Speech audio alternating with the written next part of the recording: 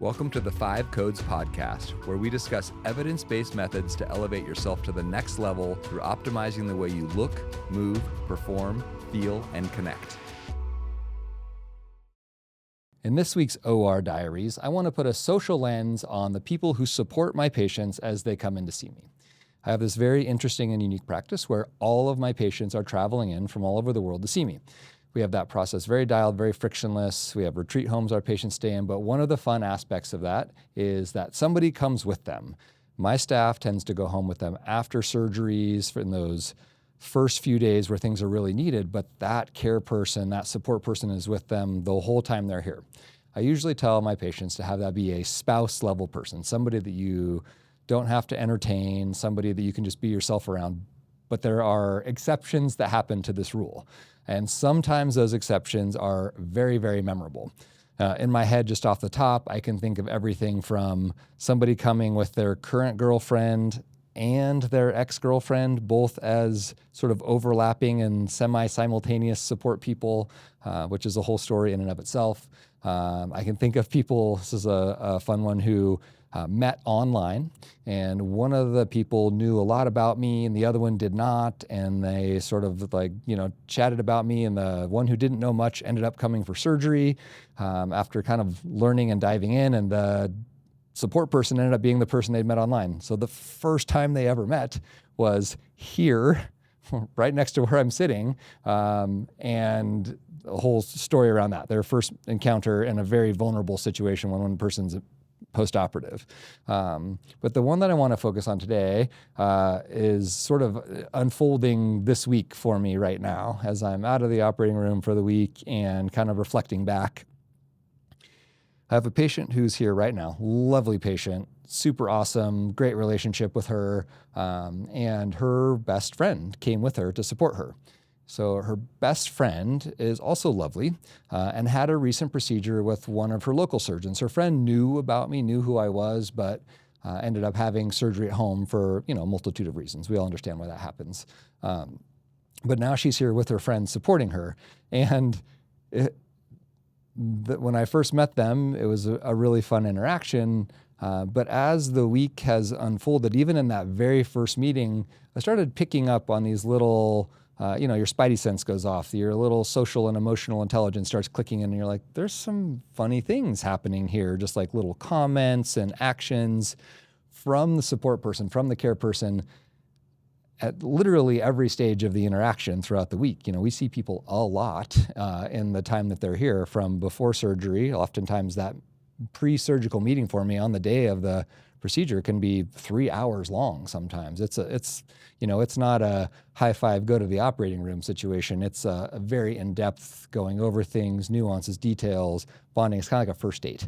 But in this case, it's a first date with somebody else there who had surgery with somebody else, which becomes important because I was picking up on these things that I'm like, this feels like this, like almost like little internal like jabbing. And, I sort of realizing over time, this is like care person sabotage happening here in this funny way where the support person with her friend who's having surgery is creating on purpose all of these little, I don't want to say on purpose, it's subconscious probably, all of these little areas of doubt and all of this little negativity that's going into it. So I took that interaction and, went through my surgery and my flow state, got everything done. But then throughout the week, I've been reflecting on it a little bit and become honestly quite curious about like what's happening here, what's going on. I love thinking about cognitive biases, how humans make decisions, why we do the things that we do, which has so many aspects to it, but cognitive biases are a key part of this. So there's a few particular sources and books that I love, and I start kind of digging into this a little bit. And this turned into a fun journaling exercise for me this week, is like, what is happening here, and doing a little research on it and, kind of fueling my own curiosity and growth anyway with it. But I wanted to share some of those with you. I actually took notes on this to share with you. And as I kind of dug into it, I thought I found 6 key cognitive biases that are probably at play in this sort of unique situation where, again, somebody had surgery with somebody else, and now they're with their friend who is very excited in a very important moment in her life, creating a very key relationship with me, and they're on the sidelines managing that, basically. Like, what does that look like for them? And so here are the 6. Some of these you'll have heard of probably, and some were even a little bit new digging into me. And the first one is this idea that I talk about this often, just a reduction of cognitive dissonance, friction. And this is when that person is exposed to a different approach or a strong outcome, it creates an internal tension inside of them.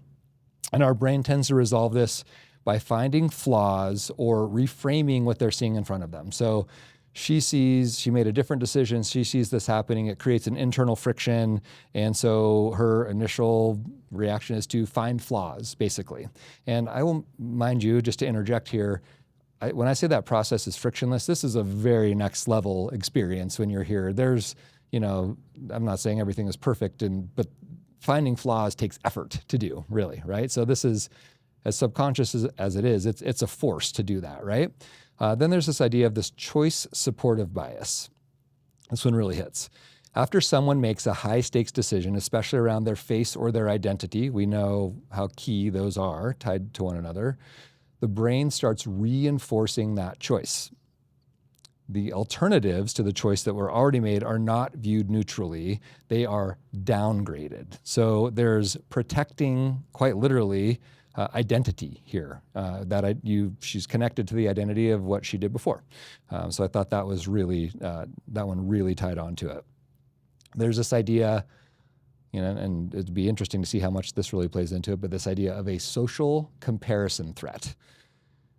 When you see somebody else with a great result or having a great experience, it can feel like a quiet threat to the outcome and the experience that you had with the decision that you made.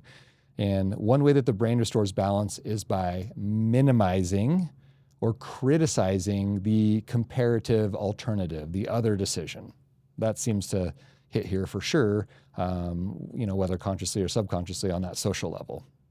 Here's one we've all heard of, projection. Simply, any uncertainty or dissatisfaction that the caretaker is carrying doesn't stay internal inside of her. This is the projecting out.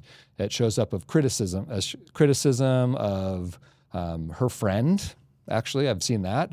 The process, the results, any aspect of it helps to relieve that internal uncertainty or dissatisfaction.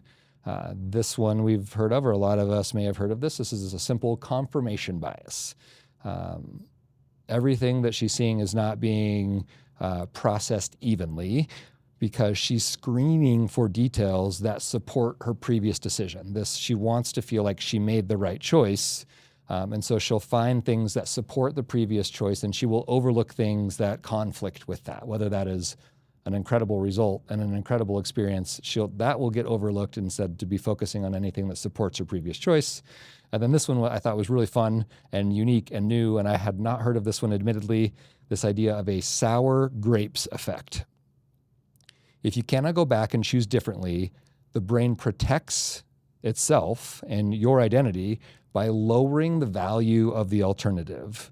It's sort of a built-in way to reduce regret for the decision that you made when you know that the other one may be superior. And I'm not saying that's what's happening here, but all of those sort of go into this, they all kind of play on these little interesting aspects I've seen of this caretaker towards her friend as she's having this, big event. And it just kind of fit into this fun and interesting, when I say fun, it's like from a curiosity standpoint, this fun and interesting spectrum of caretaker or care person experiences that I've had in my career. This is a very new one. I've never felt this sort of internal sabotage before in the same way. And again, usually it's a spouse level, a best friend, a sister who maybe doesn't have that other competing decision that was recently made where there is internal friction or identity challenge or social comparison, whatever it may be. So I'm just sharing my curious exploration with you with some fun stories around what it looks like. But I think the take-home message here is it's beautifully oiled process of coming here and bringing your caretaker. My team helps with the parts of it that are very medical. The parts that take that deep knowledge that they have. They've seen this hundreds or thousands of times, depending on who it is, and they've been through this. They know what to expect. With you, when you come, the interesting part is who you're bringing with you and how they're supporting you. They're really just a support person. They're doing no medical care. They're not changing dressings. That we're doing all of that. You're with us a lot of the day.